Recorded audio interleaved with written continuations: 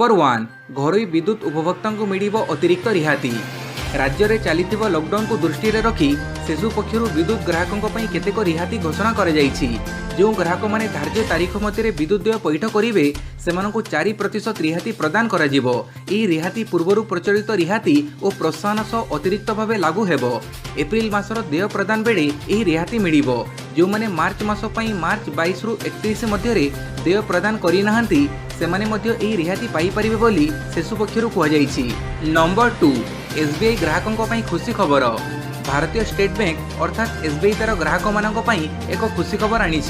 गतकाली SBI website रे जून 30 पर्यंत ATM रु टंका उठाइबा उपरे कौनसी देय आदाय करजिबो नाही बोली घोषणा कर जाइछि। एही सुविधा आधार रे एसबीआई ग्राहक माने अन्य बैंक एटीएम रु मध्य बिना कौनसी देय रे जून 30 पर्यंत टंका उठाई पारिबे। नंबर 3 दशम श्रेणी बही परिवर्तन को नहीं स्पष्टीकरण देले शिक्षा मंत्री। किछि दिन तले राज्य सरकार पक्षर घोषणा कर कि दशम श्रेणी बही परिवर्तन कर छात्र छात्री और अभिभावक मानू यह लगी जे बही संपूर्ण भाव में बदली जाइछि। मात्र काली गणशिक्षा मंत्री समीर रंजन दास स्पष्ट करिसेंति जे राज्य में दशम श्रेणी समस्त बही संपूर्ण भाव में बदली नहीं, किछि आंशिक भाव में बदली।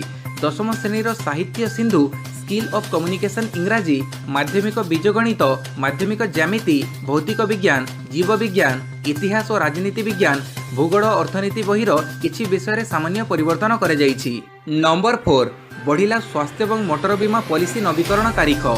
स्वास्थ्य एवं मोटर बीमा पॉलिसीधारी माने मे 15 तारीख जाए सेमानकर पॉलिसी नवीकरण करिपारिबे बोली काली अर्थमंत्री निर्मला सीतारमण कहिसंती। सीतारमण लिखिसंती जे कोविड-19 लॉकडाउन समयसीमा मध्य जो मानकर स्वास्थ्य और मोटर बीमा पॉलिसी नवीकरण तारीख पड़ुछि सेमानक कष्ट लाघव करिबा एही पदक्षेपर उद्देश्य। पॉलिसी नवीकरण निमंते संपृक्त पॉलिसीधारी माने 15/5/2020 दिन किंबा ता पूर्वरु देय पैठ करिपारिबे बोली सरकार विज्ञप्ति जारी करिसंती। मार्च 25 रु मे 3 मध्य देय पैठ करबाकू थिबा बीमा पॉलिसी गुड़िक एही समयसीमा परिवर्तन कर जाइछि। पाणीपाग सूचना आसंता 24 घंटा मध्य 10टी जिला को कालबैशाखी आशंका। काली सारा राज्य में ताती पूर्वभड़ी थिला, तेबे 7टी सहर में थिला 40 डिग्री और याठारु अधिक। आसंता 24 घंटा मध्य राज्यर बेस किछि जिल्ला रे वर्षार संभावना रही। येलो वार्निंग अनुसार मयूरभंज, भद्रक, बालेश्वर, केन्द्रापड़ा, जाजपुर, कटक, खोर्धा, कोरापुट, रायगढ़ और गजपति जिले में कालबैशाखीर संभावना रही। एही समय घड़घड़ी सह वर्षा और 30 रु 40 किलोमीटर बेगरे पवन बहिबो। नंबर 6 लॉकडाउन महामारी स्थायी समाधान नुहे, रैपिड टेस्ट जरूरी कहिले राहुल गांधी। द्वितीय पर्याय तालाबंद को नहीं कांग्रेस नेता राहुल गांधी काली प्रेस कॉन्फ्रेंस करिसंती। से कहिसंती देश में स्थिति वर्तमान गंभीर रही। एपरी संकट समय समस्त राजनीतिक दल एकाठी मिलमिशि काम करबो उचित। तेबे महामारी पई लॉकडाउन समस्यार समाधान नुहे बोली कहिसंती राहुल गांधी। लॉकडाउन उठिबा परे पुणी काय विस्तार करिबो भाइरस। लॉकडाउन केवल पॉज बटन परी काम करे, सामयिक समय पई देश में यार प्रभाव देखा जिवो। अन्यपटे महामारी पई सबुठारु बड़ अस्त्र रैपिड टेस्ट बोली से कहिसंती।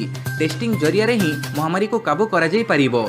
तेबे एपरी घड़ीसंती मुहूर्त रे रैपिड टेस्टिंग उपरे गुरुत्व देवा अधिक आवश्यक, फल कौनसी आक्रांत बाद पड़ेनि। एने से प्रधानमंत्री नरेंद्र मोदी को चिठी लिखिसंती बोली कहिसंती राहुल गांधी।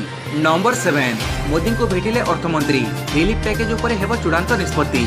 लॉकडाउन भितर काली अर्थमंत्री निर्मला सीतारमण प्रधानमंत्री नरेंद्र मोदी को साक्षात करिसंती।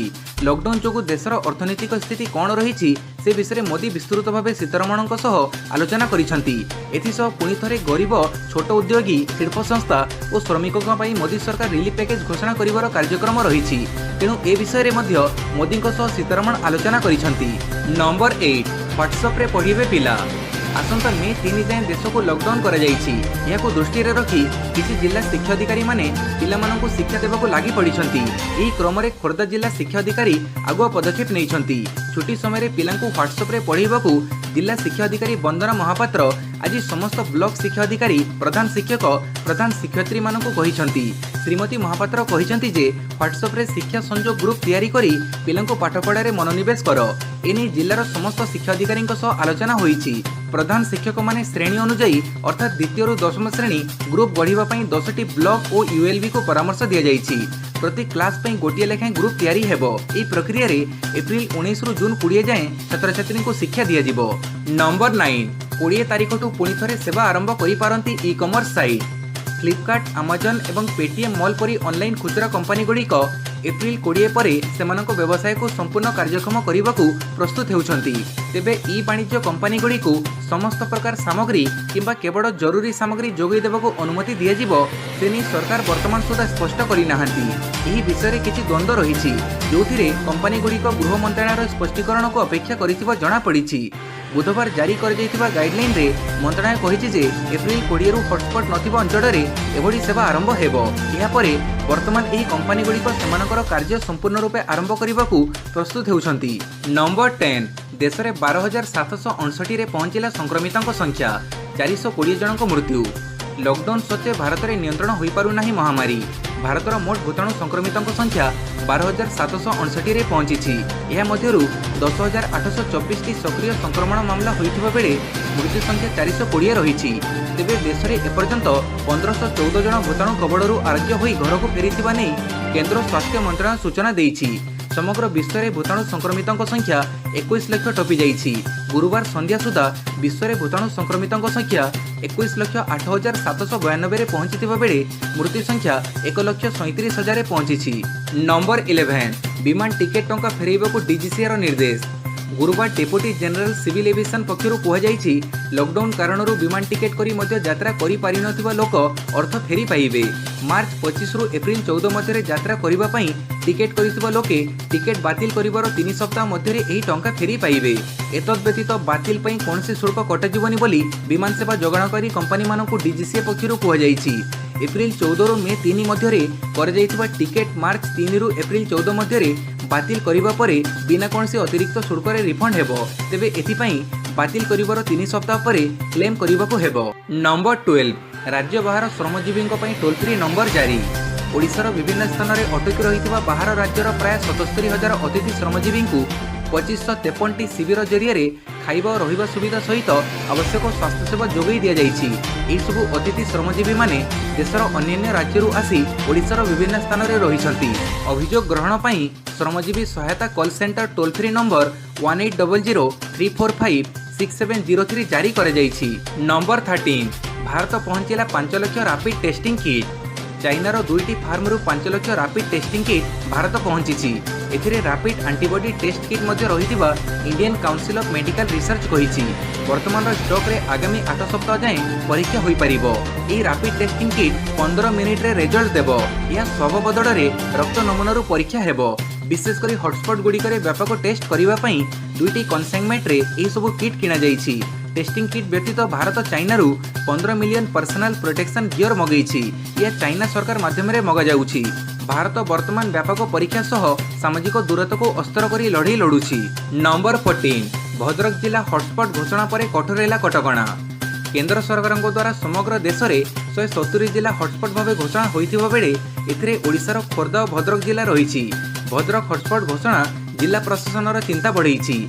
एथिपई राज्य सरकार निर्देश क्रमे जिला प्रशासन पक्षरु लॉकडाउन जनित कटकणा को अधिक कड़ाकड़ी कर एपरिकी काली ठारू 2 और 4 चकिया जान चलाचल उपरे अधिक कटकणा जारी होइथिबा बेले सामाजिक दूरत्व सह मास्क व्यवहार उपरे अधिक गुरुत्व दिया जाइछि। एवं काली जिलापाल ज्ञान दासक निर्देश क्रमे जो व्यक्ति सर्वसाधारण रे छेप पकईबे तांकू 500 टंका जरिमाना कराजिबो बोली मध्य सरकारी निर्देशनामा जारी होइछि। एथिसह भद्रक रे अवस्थापित जिला मुख्य चिकित्सा अधिकारी डाक्टर जगन्नाथ कोही को बदली करा जाई तांको स्थान रे एठारे थिबा स्वतंत्र अस्थिशल्य विभाग डाक्तर आर्य नारायण मिश्र को उक्त दायित्व अर्पण करा जाइछि। नंबर 15 विभिन्न परीक्षार तारीख पुनः निर्धारण करिबो यूपीएससी। लॉकडाउन परिस्थिति समीक्षा करने पर बुधवार यूपीएससी रे एक स्वतंत्र बैठक आयोजित होइथिला।